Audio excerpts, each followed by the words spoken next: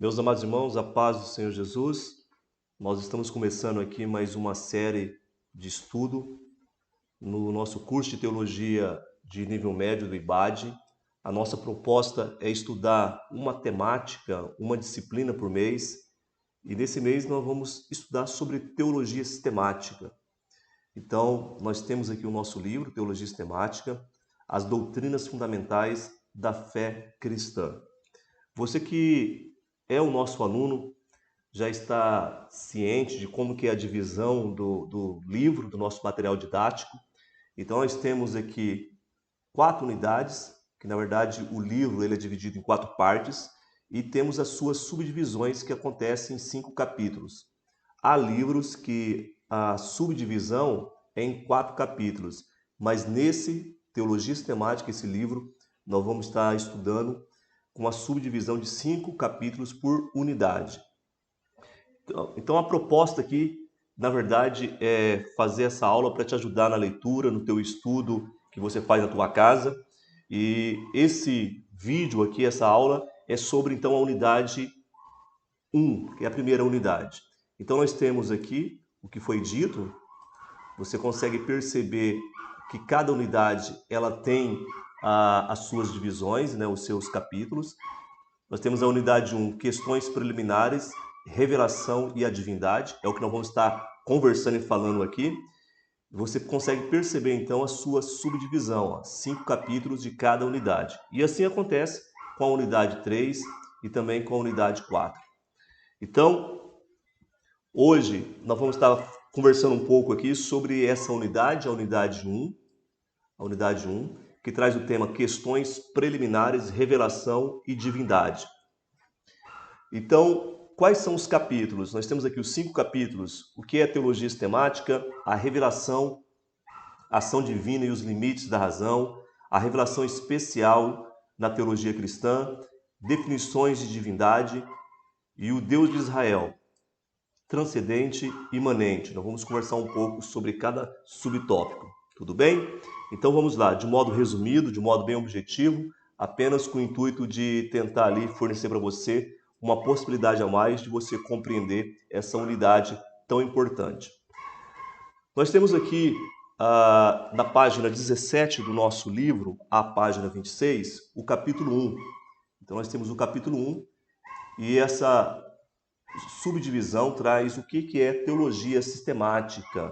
Então nós vamos pensar o que é teologia sistemática. É importante você, aluno, sempre quando você iniciar uma nova disciplina, um novo módulo, você pensar um pouco, tentar refletir um pouco sobre a temática proposta. Então, o que é teologia sistemática? A palavra teologia, ela por si só, ela já traz para nós algumas informações importantes que eu acredito que você, aluno, já tem essa compreensão. Nós podemos aqui dividir a palavra teologia em 2 termos. Nós temos logia, estudo, e theo, Deus. Então, é o estudo sobre Deus, sobre as coisas de Deus. Então, a proposta, quando se fala de teologia, a ideia é esta, é estudar sobre as coisas de Deus. É claro que aqui vale, né, a gente pensar um pouco que nós que somos a criatura, nós que somos limitados, pecadores, com certeza nós nunca vamos ter condições para compreender Deus, para saber tudo de Deus. Quem estuda teologia, ele não está ali movido pelo sentimento de ser um doutor em divindade, em saber todas as coisas de Deus. Não é esse o nosso sentimento, não é esse o nosso intuito, porque é impossível. Não tem como pegar o Criador de todas as coisas, colocar num laboratório, você sentar ali e fazer uma pesquisa, fazer uma análise. Isso é praticamente impossível. Mas a teologia como ciência, ela fornece para nós a possibilidade de compreender Deus através daquilo que nos foi revelado nas Escrituras Sagradas. Então nós temos como a nossa ferramenta principal as letras sagradas, a Bíblia Sagrada, e através da Bíblia Sagrada, então, nós começamos um estudo sistemático, nós começamos um estudo sobre aquilo que já foi colocado para nós. E isso, ele alimenta não apenas o intelecto, o conhecimento, mas também você que é estudante da teologia, você está numa peregrinação de comunhão com Deus. A partir do momento que você faz um curso de teologia, que você estuda a Bíblia Sagrada de modo sistemático, você tem a possibilidade de ter uma manutenção na sua comunhão com Deus, de nutrir mais o seu relacionamento com Deus. Porque quanto mais você estuda a palavra de Deus, essa palavra mexe com você e surge um desejo maior na sua vida de conhecer mais Deus, de querer mais Deus na tua vida. Então, por isso que é importante. Nós sabemos que teologia, por muito tempo, foi discriminada e até hoje, por algumas pessoas, é vista não com bons olhos, né? As pessoas acreditam que se você fazer teologia, você vai ficar frio na fé, muito racional, mas nós sabemos que isso não é verdade. Todo aquele que estuda realmente, com sinceridade, com humildade, ele cresce no seu relacionamento com Deus, ele cresce no seu conhecimento de Deus, ele cresce no saber das Escrituras Sagradas. Dito isso, então, nós sabemos que teologia é o estudo sobre Deus, sobre as coisas de Deus, nessa linha que eu acabei de dizer para você. Nós podemos pensar então um pouco sobre essa palavra, sistemática. Então, o que é teologia sistemática? A teologia sistemática é uma disciplina dentro do curso teológico cristão que traz a proposta para nós de estudarmos, de conhecermos as principais doutrinas da Bíblia Sagrada. Doutrina essas que foi dada por Deus aos homens e escrita para o nosso benefício. E agora a teologia sistemática, ela tenta, na verdade, organizar de modo sistemático os principais assuntos, os principais ensinos. Então imagine você um conjunto, eu coloquei aqui apenas a título de ilustração, imagina que você tem esse conjunto, que é a teologia sistemática, e dentro desse conjunto nós temos alguns ensinos, algumas disciplinas, algumas matérias. A exemplo, Cristologia, que é o estudo sobre a pessoa de Cristo e a sua obra, né, a sua vivência, a sua morte, a sua ressurreição, a sua divindade, a sua humanidade, tudo isso é abarcado dentro da Cristologia. Então, a teologia sistemática, ela lança mão sobre as principais doutrinas que estão presentes na Bíblia Sagrada. Então, nós temos aqui um segundo exemplo, soteriologia, que é o estudo sobre a salvação através de Cristo Jesus, onde não existe salvação sem o Senhor Jesus Cristo. Nós temos aqui pneumatologia, que é o estudo sobre a pessoa do Espírito Santo e a sua obra que ele realiza na vida do pecador que uma vez aceitou a Cristo como Salvador, e por aí vai. Nós temos escatologia, angelologia, que é o estudo sobre os anjos. Então, dentro da teologia sistemática, ela traz essa proposta de apresentar para nós as principais doutrinas presentes. Então, lá na página 18 do nosso livro, ele traz essa subdivisão dentro desse capítulo 1, nós estamos falando sobre o capítulo 1 do nosso livro, o que é teologia sistemática. Ele apresenta para nós que a teologia sistemática ela é uma atividade humana. Como assim uma atividade humana? Claro que a teologia sistemática ela não vem instigar, propor o homem a construir novas doutrinas. A ideia não é essa. As doutrinas elas já estão pré-estabelecidas, já está presente na Bíblia Sagrada. Mas quando o comentarista ele apresenta para nós que a teologia sistemática ela é uma atividade humana, é porque por trás dessa ciência, por trás dessa matéria, existe o papel humano, que eu gosto de chamar de transpiração, que é onde os pesquisadores, os teólogos, eles vão organizar toda a matéria. Então não é apenas jogado ali as doutrinas, ele vai organizar de modo didático, numa esteira compreensível. Aí nós temos aqui, ainda, ele apresenta para nós na página 20, que a teologia sistemática é a tentativa de criar então um corpo doutrinário. Criar um corpo doutrinário. Então não é apenas pensar na Bíblia Sagrada o que está falando sobre salvação, o que está falando sobre Cristo e jogar. Na verdade, ele vai criar um corpo doutrinário, ele vai apresentar. E todo corpo ele tem uma função, ele tem vida, ele tem movimento, ele é dinâmico. E a ideia é essa. Então, na teologia sistemática, é criar um corpo doutrinário, as principais doutrinas. Tem pessoas que são equivocadas, né, no que se diz respeito sobre doutrina. Quando se fala um culto de doutrina, ele imagina que é um culto onde vai estar falando sobre regras, sobre tradições, sobre costume da igreja, da instituição, mas isso não é verdade, porque quando nós falamos de culto de doutrina, nós estamos falando de um culto de ensino, de um culto onde é dado mais tempo para a reflexão, para pensar um pouco sobre uma determinada doutrina, um determinado ensino que está presente na Bíblia Sagrada. Então, além disso, ele apresenta para nós também que a teologia ele é fruto de um processo, nós temos aqui de um processo dialético. O que é isso?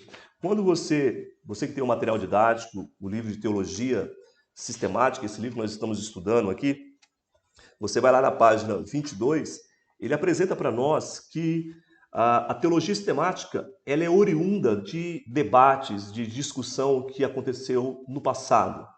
Então, a igreja primitiva, os nossos irmãos do passado, eles foram provocados e foram instigados a tomar um posicionamento devido aos conflitos, concílios, devido aos debates teológicos no campo das ideias. Muitos grupos surgiram, muitas das vezes, ofendendo aquilo que estava escrito ou tentando colocar em descrédito uma determinada doutrina. Se nós pegarmos aqui essa doutrina, cristologia, depois nós vamos estar estudando nas outras aulas sobre essa matéria, sobre essa doutrina, nós vamos ver que surgiu vários grupos, vários personagens durante a história da igreja que se levantou tentando desfazer, descredenciar, dizendo que Cristo ele não era divino ou que ele era apenas um ser místico e por aí vai, né? Um curandeiro. Então a gente percebe que devido ao surgimento de grupos hereges, de grupos de homens que muitas vezes eram até estudiosos, mas que levavam apenas para o lado racional, ele acabou provocando que a igreja tivesse tomar uma atitude, tomar uma medida ali, um posicionamento, para que pudesse então organizar de um modo sistemático. Então perceba que é um sistema colocar de modo didático, sistemático, aquele assunto que muitas vezes estava sendo afrontado, que muitas vezes estava sendo ofendido. Então, é fruto desse debate teológico, é fruto, né, do conflito teológico que aconteceu ao longo da história da igreja. Então, a gente consegue perceber que a teologia sistemática, ela convida, ela nos leva a enxergar o que aconteceu no passado, os erros que aconteceram no passado, para que agora nós possamos tomar um posicionamento firme e não cair nos mesmos erros teológicos, nos mesmos pensamentos errôneos que aconteceu no passado. Tudo bem? Então, a gente consegue perceber aqui o objetivo dessa unidade 1 é, na verdade, uma introdução, é criar um arcabouço, é criar uma base para que depois nós possamos refletir sobre as principais doutrinas. Mas essa primeira aula é de suma importância para a gente entender, então, qual que é o papel da teologia sistemática nas nossas vidas. Às vezes, é comum você entrar numa livraria e ver ali vários livros, talvez mais de uma unidade, livros grossos assim, e o tema é teologia sistemática. Porque, na verdade, a teologia sistemática ela vai tratar de várias disciplinas, de várias doutrinas, de vários ensinos que estão esparsos na Bíblia Sagrada e que agora os homens, na tentativa de criar um corpo doutrinário, eles vão organizar aquilo que está esparramado, aquilo que está espalhado nos 66 livros da Bíblia, é colocado agora de um modo sistemático para facilitar a nossa compreensão e o nosso estudo. Então, ele apresenta para nós ainda que a teologia sistemática tem raízes nas comunidades, então na igreja primitiva. Então ela não é fruto de um entendimento odierno, não é fruto de um pensamento moderno. Nós sabemos que a teologia sistemática, estudar de modo sistemático, ele já tem as suas raízes, é fruto na comunidade, lá na igreja primitiva. Então já há um bom tempo essa prática já é utilizada no seio teológico. Nós temos aqui, teologia sistemática é um exercício de consciência e fé.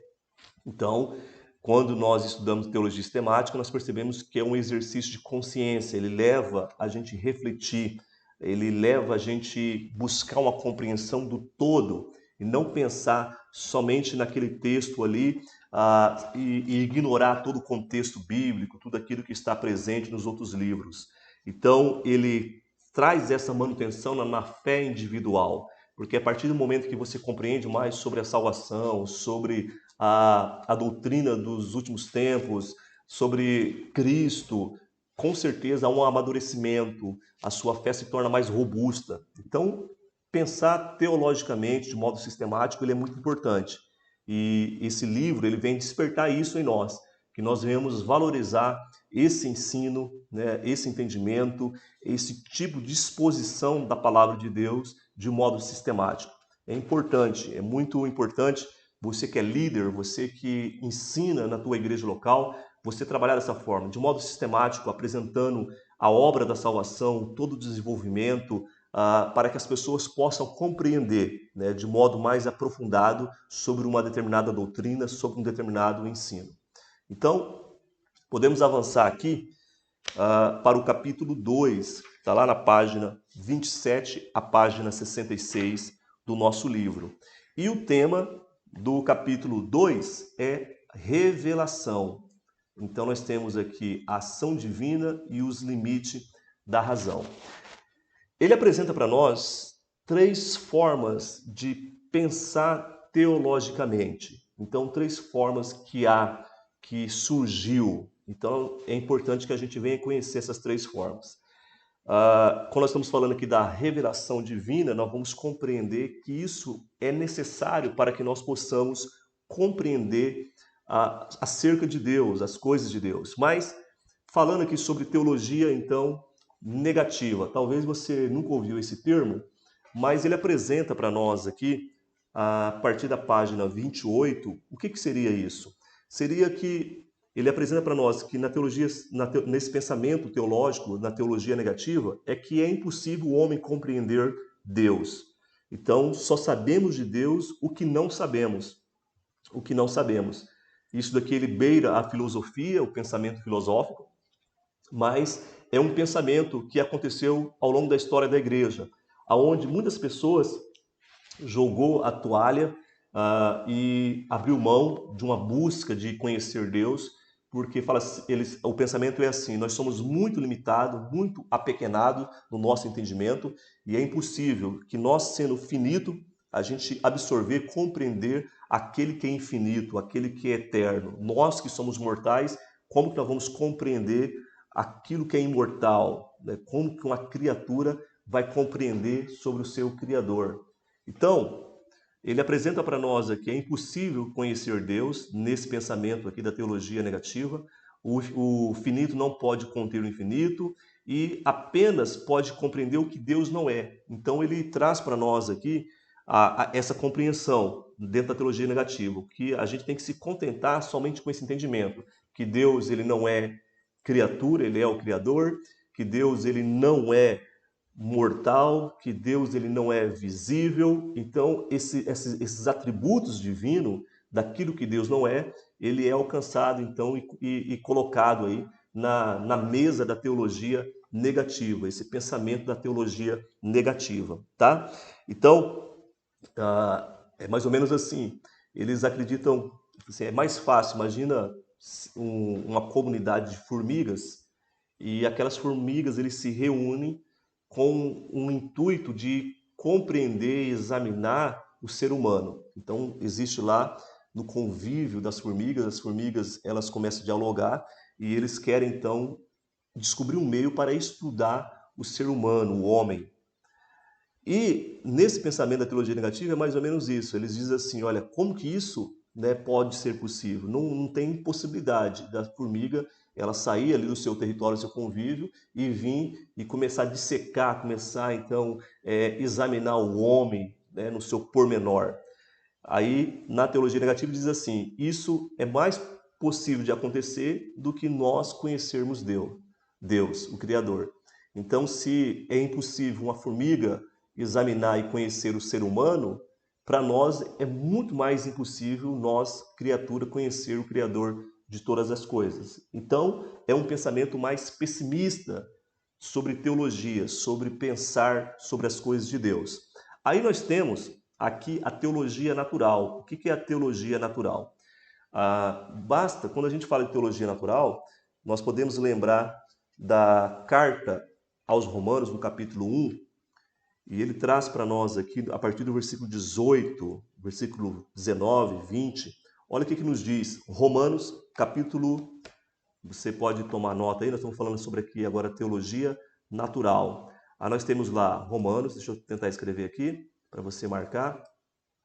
Então, Romanos, no capítulo 1, a partir do versículo 18. A partir do versículo 18 até o versículo 20.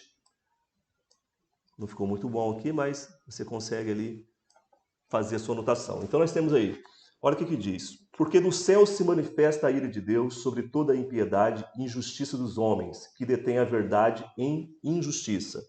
Porque o que de Deus se pode conhecer, neles se manifesta, porque Deus lhe o manifestou. Olha o versículo 20, como que é importante.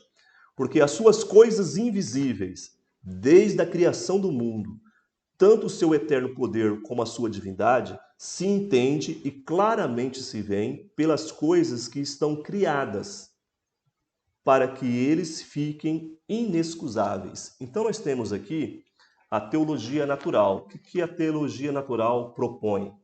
Ela propõe que um conhecer da glória de Deus, da criação de Deus, por aquilo que foi criado.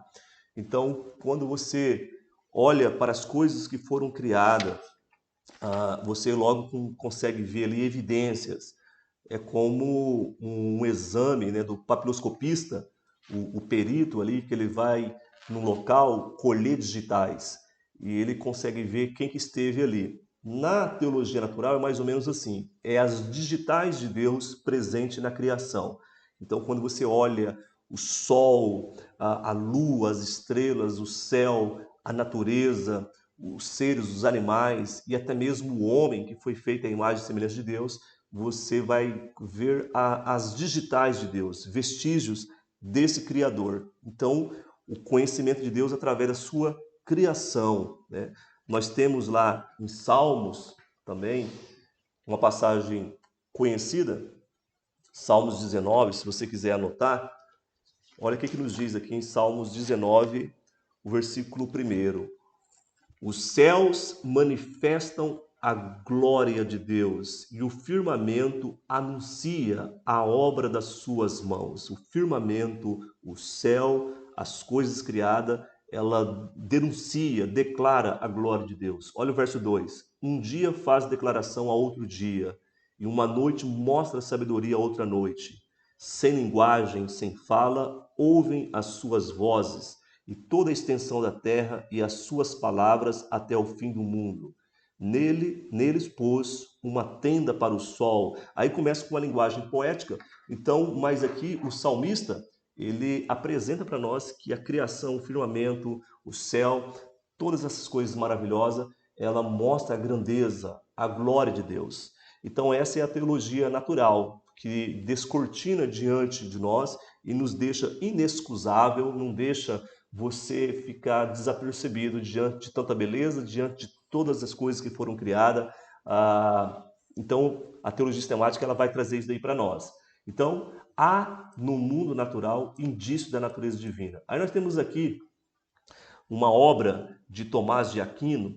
Tomás de Aquino foi um grande teólogo também, estudado na história da igreja, e ele apresenta a sua obra Suma Teológica. A Suma Teológica apresenta 5 vias dentro dessa perspectiva natural, dessa teologia natural. Então ele apresenta para nós ali, eu vou só apenas pensar uma aqui, deixa eu escolher uma dessas vias. Olha só, a segunda via, então nós temos 5 vias de Tomás de Aquino que ele apresenta dentro dessa perspectiva da teologia natural.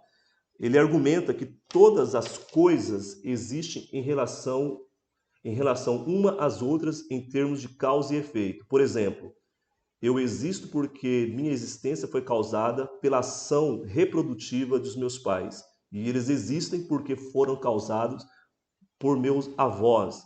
E por sua vez foram causados pelos meus bisavós. Então, é uma linha de causa e efeito. Então, se nós existimos aqui, é porque nós somos fruto de algo que aconteceu no passado. E quando nós chegamos nesse algo, esse algo, ele existiu porque ele é fruto de algo que aconteceu num passado mais distante. Então, vai fazendo essa leitura inversa até que nós chegamos no Criador. Nós chegamos no Criador. Até mesmo nessa visão de Tomás de Aquino, imagina até o pensamento da questão do Big Bang e tal. Se a gente for fazer essa leitura e a gente vai fazendo essa leitura inversa, nós vamos ter que chegar numa causa maior. E essa causa maior é o próprio Deus. É o próprio Deus. Então, o resultado aqui, ele nunca vai ser maior do seu agente que causou. Imagina uma senhora que faz um bolo na sua casa. O bolo é o resultado e esse resultado ele é fruto, obra das mãos, do intelecto, da habilidade dessa senhora.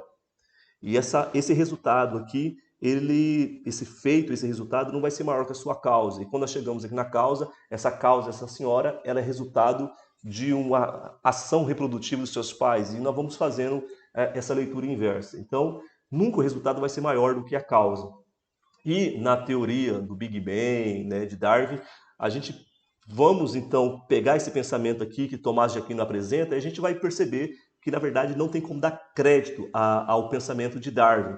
Porque se nós hoje somos o resultado e se nós somos oriundo de um desenvolvimento molecular do Big Bang ou de um macaco e nós chegamos agora a essa estatura tão perfeita, tão complexa, por que nós, que somos resultado, somos maiores daquilo que nos originou? Então não dá certo nesse pensamento. Agora, se você pegar esse pensamento de Tomás de Aquino aqui, a gente coloca dentro da visão cristã, nós somos hoje o resultado, o feito, e logo, se nós fazer uma leitura inversa, nós vamos chegar no Criador. E o Criador de todas as coisas é maior do que a sua criação. Então, esse é o pensamento da teologia natural. Aí, nós chegamos aqui na teologia positiva. O que a teologia positiva apresenta para nós? Como pode Deus ser conhecido?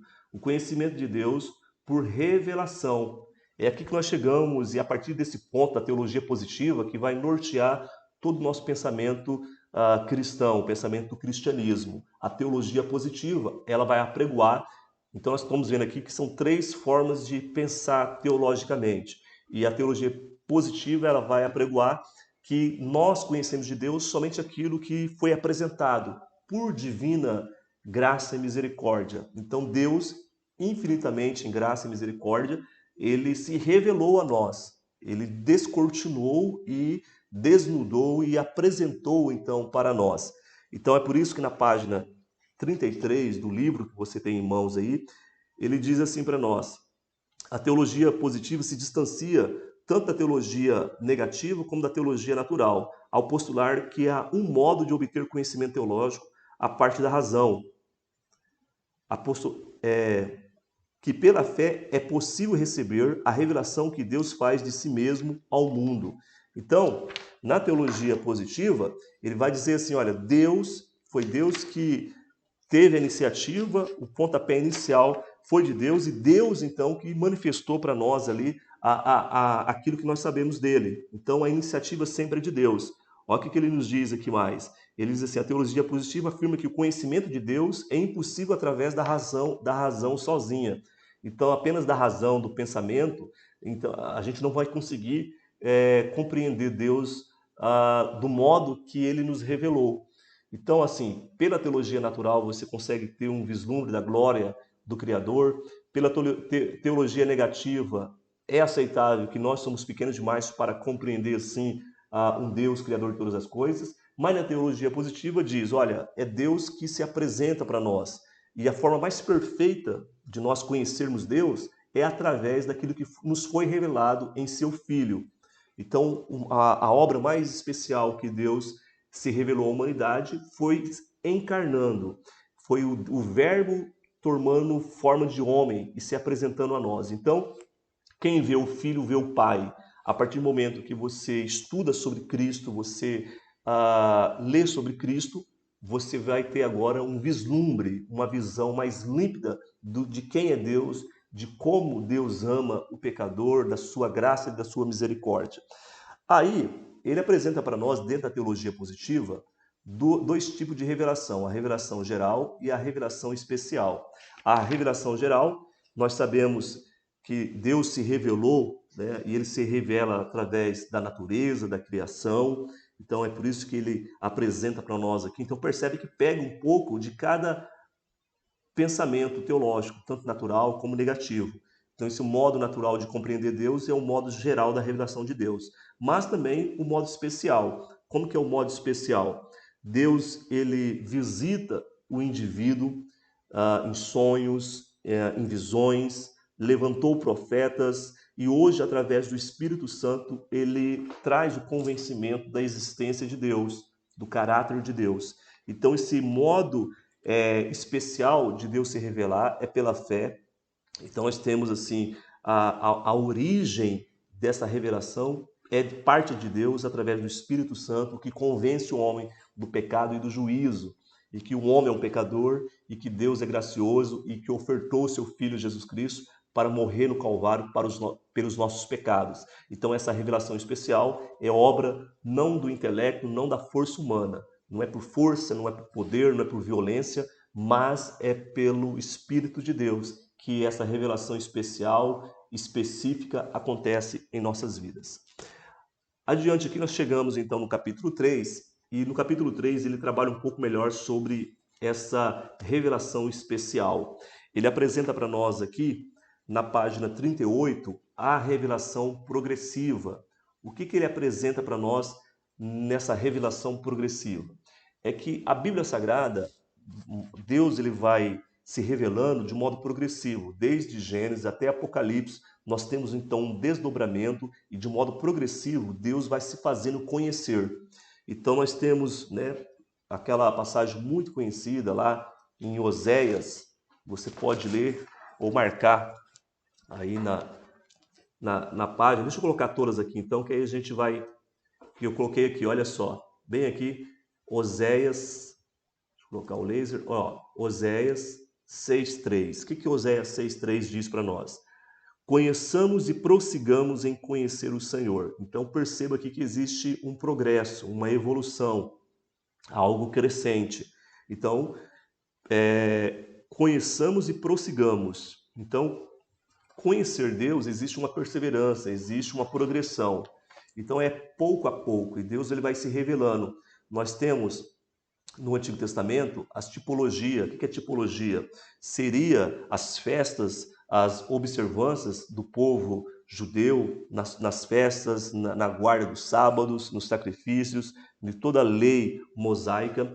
É apresentado ali o tipo de Cristo, a obra de Cristo. Então essa coisa maravilhosa que hoje a gente vê com clareza solar, isso daí foi algo progressivo, porque até mesmo eles no passado eles não conseguiam ver perfeitamente o que hoje nós conseguimos compreender. Então nós somos bem-aventurados, porque nós estamos vivendo em um período, em uma dispensação, onde a gente consegue compreender as coisas com mais limpidez, com mais clareza, através da obra de Cristo em nossas vidas. Então a obra do Espírito de Deus em nossas vidas nos faz enxergar na guarda do sábado, no Cordeiro Pascual, tudo ali algo que estava apontando para o Calvário, apontando para a obra da salvação em Cristo Jesus.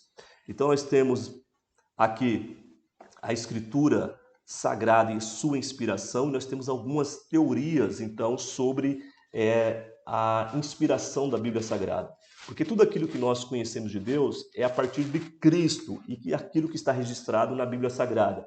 Então a Bíblia, desde o primeiro ao último livro, ela aponta para o Calvário, ela aponta para Cristo, E aí nós temos algumas teorias da inspiração que é apresentada para nós aqui. Olha só, a teoria dedutiva de inspiração. Nessa teoria nós temos duas ramificações, a teoria do ditado e a teoria verbal ou plenária. O que vem a ser isso? Na teoria dedutiva é aquilo que é parte de Deus para o homem na inspiração. E aí ele apresenta para nós aqui um desdobramento dizendo a teoria do ditado. Seria Deus ditando palavras para os escritores, porque nós temos aí pelo menos 40 escritores, 66 livros e praticamente 40 escritores que escreveram em épocas diferentes, homens distintos, homens que muitos deles não se conheceram e eles são, eles estão muitas vezes até distante, uma distância muito grande ali, uma da outra.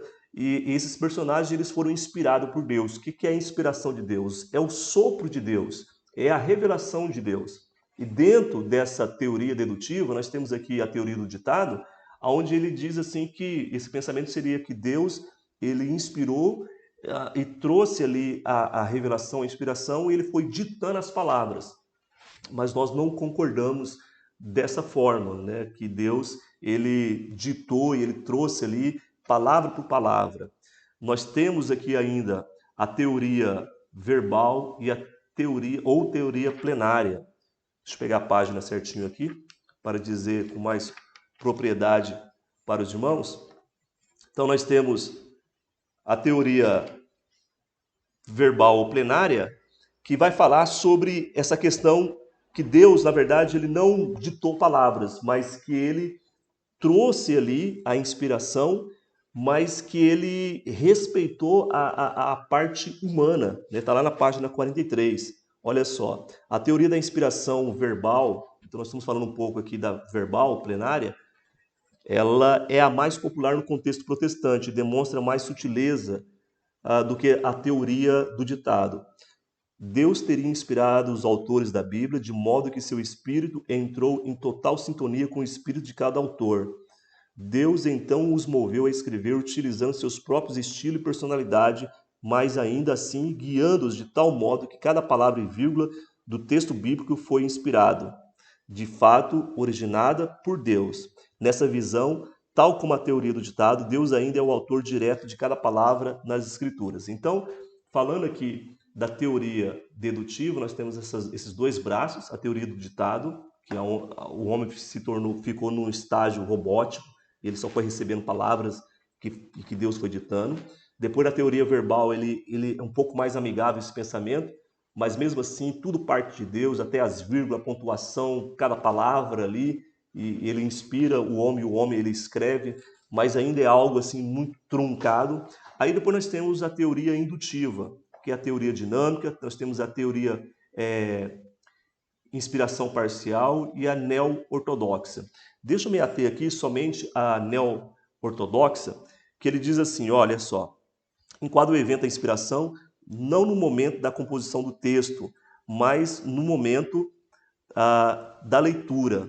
Então, nessa teoria neo-ortodoxa aqui, ele vai dizer para nós que a inspiração, na verdade, é quando o leitor ele faz uso da palavra, aí ele tem a revelação, a inspiração daquilo que foi escrito.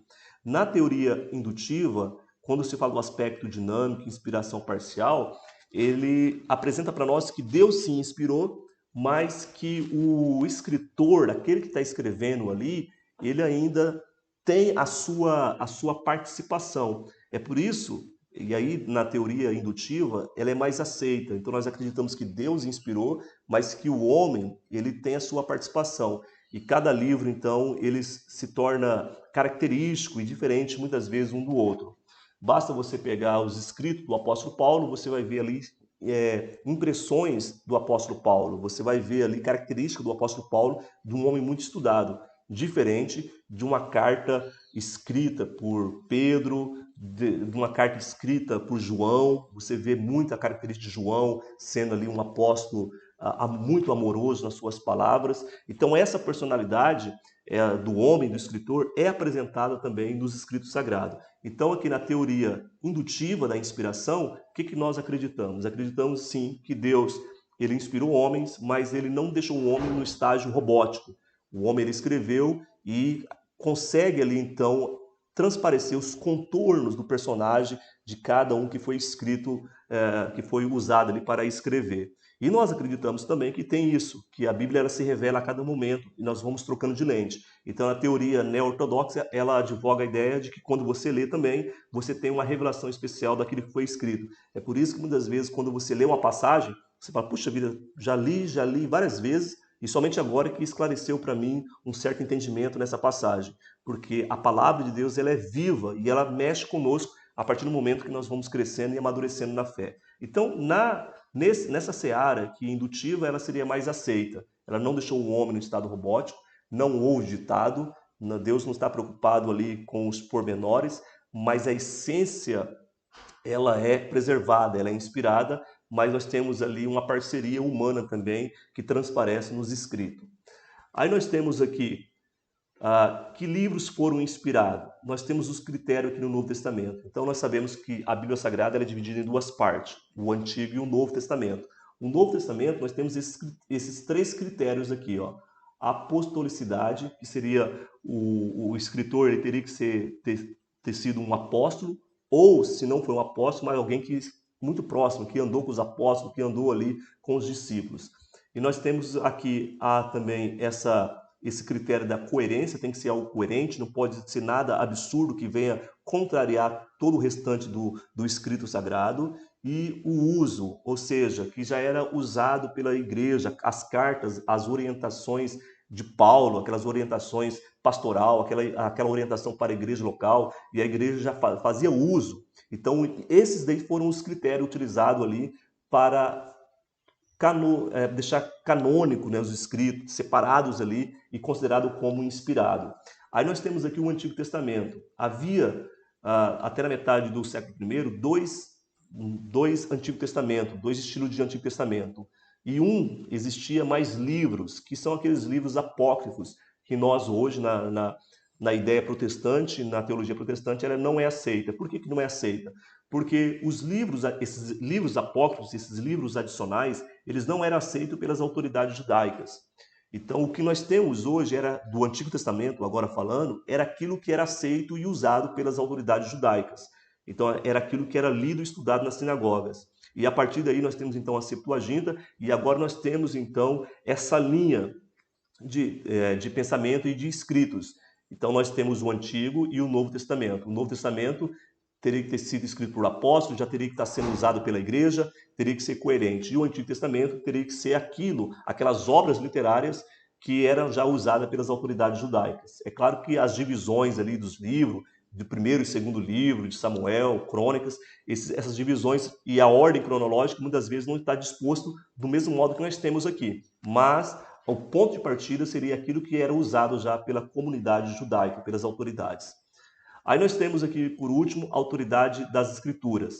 Nós temos essas características aqui da escritura sagrada. Inerrância, ou seja, a Bíblia Sagrada não há erros. E não é questão de erros ortográficos, não é a parte de grafia, mas é erro na sua essência, no seu conteúdo. Então, aí nós já podemos partir aqui para uma outra característica, infalibilidade. Ela é infalível, ou seja, tudo aquilo que foi escrito, as suas promessas é infalível. Vai acontecer, vai se concretizar. Então, basta você olhar para o Antigo Testamento, que apontava para o sacrifício de Cristo, para o advento de Cristo, e isso aconteceu. E aconteceu assim nos detalhes. O modo que ele foi crucificado, entre os salteadores, as suas vestes que foram rasgadas, o preço que foi pago ali na traição, todos esses detalhes se cumpriu. Então ela é infalível até nesses detalhes. E isso traz esperança para nós, porque nós temos também promessas que ainda não se cumpriu para a vida da igreja. E se cumpriu, então, com detalhe, com riqueza de detalhe, tudo aquilo que nós vimos na Bíblia Sagrada, as profecias se cumprindo em Cristo, logo nós temos a certeza, a convicção que ela é infalível, ou seja, que ela também há de se cumprir naquilo que diz respeito à igreja hoje. Nós temos aqui suficiência, ou seja, nós temos até um pilar da reforma, né? Sola Escritura, que seria somente a Escritura. Ela é autossuficiente, você não precisa de um livro para entender a Bíblia Sagrada. Então você não precisa desse livro aqui para entender a Bíblia Sagrada, a ideia não é essa. A Bíblia por si só, ela responde, ela se completa, ela é autossuficiente. Tudo que você precisa saber de Deus está escrito na Bíblia Sagrada. Então é ali que nós vamos repousar a nossa fé e a nossa crença vai ser construída em cima da Bíblia Sagrada. Os demais livros, as demais obras é secundário, não tem o mesmo valor do escrito sagrado.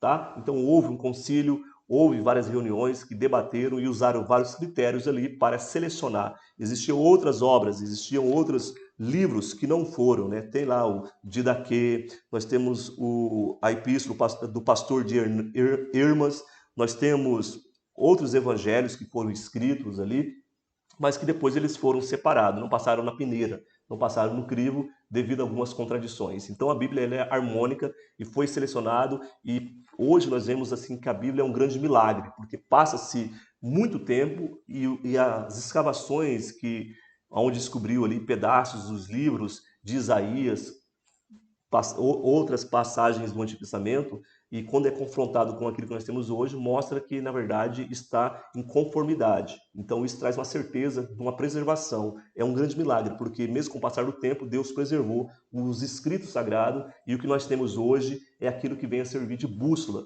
para a nossa fé. Vamos aqui na definição de divindade. Nós temos aqui algumas visões sobre a divindade, sobre o Criador, né? Nós temos aqui politeísmo. Qual que é essa ideia politeísta? Agora nós estamos aqui no capítulo 4, lá na página 47 do nosso livro.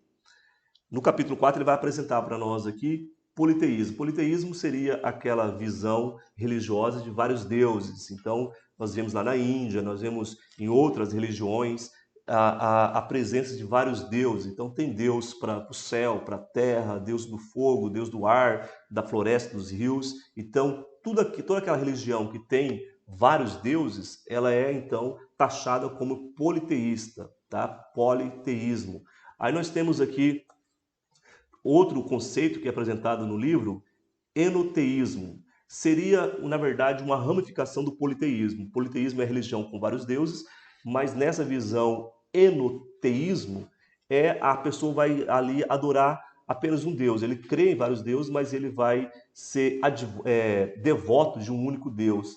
Aí nós temos aqui o monolatria. O que é monolatria? Seria vários deuses, mas apenas um seria digno de ser adorado. Ou seja, existe ali uma seleção, vários deuses, uma casta de deuses, mas existe um Deus superior. Então seria também uma ramificação aí do politeísmo. Aí nós temos aqui o dualismo. O que é o dualismo? O pensamento sobre a divindade, onde acredita que existem duas forças, o bem e o mal, que opera sobre a humanidade. Então supõe que existem duas entidades separadas e iguais. Existe como se fosse uma queda de braço entre o bem e o mal. E muitas vezes o mal prevalece, depois o bem prevalece. Então essa é a visão distorcida também, uma visão muito errada sobre Deus. Porque Satanás, ele é o opositor, mas ele não se compara em força, em poder, em potência, comparado a Deus. Então nós sabemos que existe um propósito para todas as coisas e a história está acontecendo, está se desabrochando. Não é que o mal ele prevalece e que ele é superior ou que ele está em igualdade com Deus. Não, vai chegar um momento que Satanás ele vai ser lançado, né, no lago do fogo, que já foi preparado para ele, e Deus, Criador de todas as coisas, ele é incomparável, ele está acima de qualquer invenção, de qualquer deuses que possam existir, de qualquer força contrária. Então, esse pensamento dualista aí é um pensamento filosófico sobre divindade. Depois nós temos o panteísmo. O panteísmo, todas as coisas são Deus, Deus é todas as coisas criadas é Deus, e cada coisa criada tem um quê de divindade. É um pensamento também errado sobre a divindade, né? Então, assim, nesse pensamento panteísta, planta, árvore, tudo tem um quê de divindade. Então, Deus é todas as coisas e pode ser visto em todas as coisas são deuses, mas é um pensamento também errado. Depois nós temos aí o deísmo. O deísmo seria a visão de um Deus ausente, como se fosse um relojoeiro que deu corda num relógio, num despertador, e virou as costas e deixou o mundo à sua própria sorte. Essa visão também sobre a divindade, sobre Deus, é uma visão totalmente errada. Então aqui nós apresentamos e o livro apresenta para nós aqui esses pensamentos distorcidos sobre quem é Deus.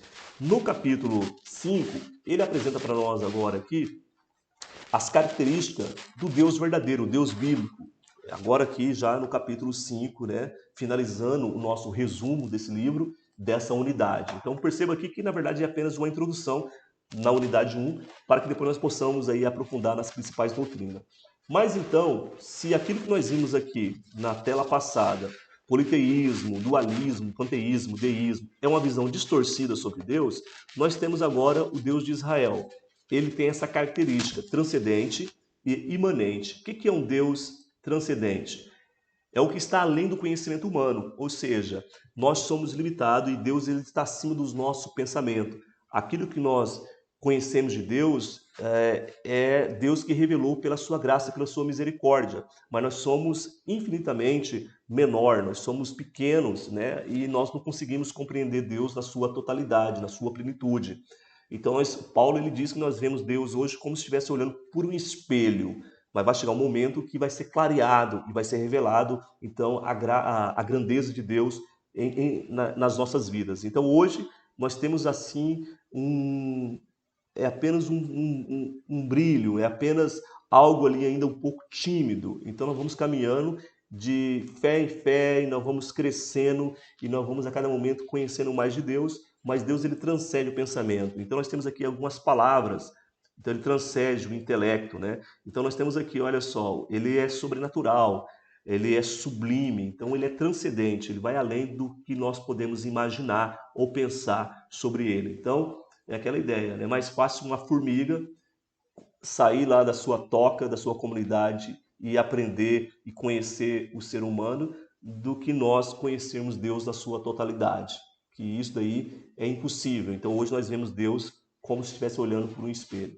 Mas aí nós temos também outra característica do Deus de Israel, que é o nosso Deus, a imanente. O que é um Deus imanente? Ele é um Deus totalmente presente. Olha só, um Deus presente. É o Deus que ele é o alfa, o ômega, ele é o princípio e o fim, e esse Deus, ele não é um Deus ausente, ele não está inseparável da sua criação, não é um Deus que assiste à criação, é um Deus que interage conosco, é um Deus que intervém, é um Deus que entra com providência dia após dia. Então nós somos sustentados por esse Deus, e nós temos sim o fundamento bíblico, porque a palavra de Deus fala que o seu nome é Emanuel. O Emanuel é o Deus presente, é o Deus conosco, é o Deus que está constantemente conosco, nos orientando, nos exortando e nos corrigindo, falando e revelando o teu propósito para que nós possamos cumprir a nossa missão de modo glorioso, de modo que venha exaltar e glorificar a Deus. Então, Deus é transcendente, ele vai além do que nós podemos pensar, imaginar. É mais fácil a formiga aprender sobre o ser humano do que nós aprender sobre Deus na sua totalidade, porque Deus é muito maior do que nós podemos imaginar e muito mais glorioso, e ele é um Deus imanente, é um Deus que está presente, e isso então desconstrói o pensamento do deísmo, de um Deus ausente. Deus não é um Deus ausente, ele é um Deus que está conosco, e o seu Espírito faz morada nas nossas vidas. Nós somos templo, nós somos morada deste Deus grandioso. E isso é pela graça. Então, Deus que o céu e a terra não pode suportar a sua grandeza, e ele então resolve fazer morada em nós. Isso é um grande mistério e isso é um grande privilégio do ser humano. Então, nós somos pecadores e uma vez que nós conhecemos Cristo, a obra da salvação faz isso em nós. A morada do Espírito Santo. O Espírito Santo vem e agora nós temos a presença desse Deus inseparável em nossas vidas. Eu termino aqui, então, meu muito obrigado. A proposta aqui não é esgotar o tema, a gente consegue perceber que o tema ele é muito denso, ele tem muita informação, muito conteúdo, mas a proposta dessa pequena videoaula é apenas possibilitar para você um pouco mais de clareza sobre aquilo que você já tem estudado. É claro que nós vamos ter o nosso encontro semanal, nós vamos falar sobre essa unidade, tudo bem? Que Deus abençoe você, que Deus abençoe você nessa jornada no estudo, em nome do Senhor Jesus.